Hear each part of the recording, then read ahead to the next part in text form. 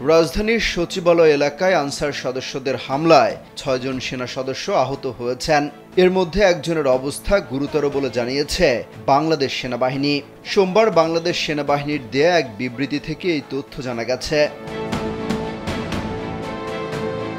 বিবৃতিতে বলা হয়েছে, রোববার আইনশৃঙ্খলা রক্ষায় মোতায়েনরত সেনা সদস্যরা বাংলাদেশ সচিবালয় এলাকায় সার্বিক নিরাপত্তা নিশ্চিতে বিভিন্ন গুরুত্বপূর্ণ স্থানে এবং সচিবালয়ের সকল গেটে নিরাপত্তা ব্যবস্থা জোরদার করে। এদিন বিভিন্ন সময়ে আনুমানিক ১০,০০০ আনসার সদস্য একত্রিত হয়ে বাংলাদেশ সচিবালয় ঘেরাও করে অন্তর্বর্তীকালীন সরকারের ৭ জন উপদেষ্টা সহ সচিবালয়ের অন্যান্য কর্মকর্তাদের জিম্মি করে রাখে। দেশের যে কোনো প্রান্ত থেকে অনলাইনে নিজেকে দক্ষ করুন ক্রিয়েটিভ আইটি ইনস্টিটিউটের সাথে।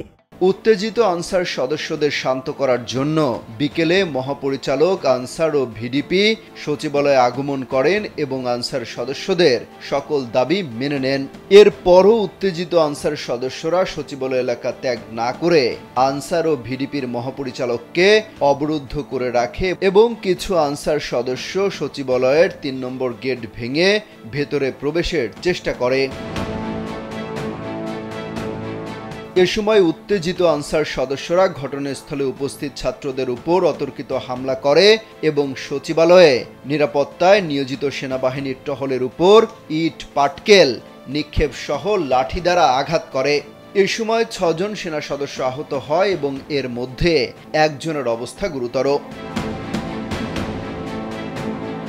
এমতো অবস্থায় পরিস্থিতি নিয়ন্ত্রণে আনার জন্য মোতায়েনরত সেনা সদস্যরা বারংবার ধৈর্য সহকারে আনসার সদস্যদের সাথে এঙ্গেজমেন্ট করা সত্ত্বেও উত্তেজিত আনসাররা নিভৃত না হলে আকাশের দিকে ২৭ রাউন্ড ফাঁকা গুলি ছোড়ে।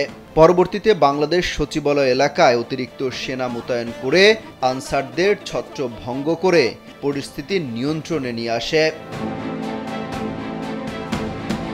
মোতায়েনরত সেনা সদস্যরা সচিবালয়ে অনুপ্রবেশকারী এবং পরবর্তীতে জীবন রক্ষায় নিরাপদ আশ্রয় প্রার্থনাকারী কিছু সংখ্যক আনসার সদস্যকে নিয়ন্ত্রণে নেয় এবং তাদেরকে পুলিশের কাছে হস্তান্তর করে।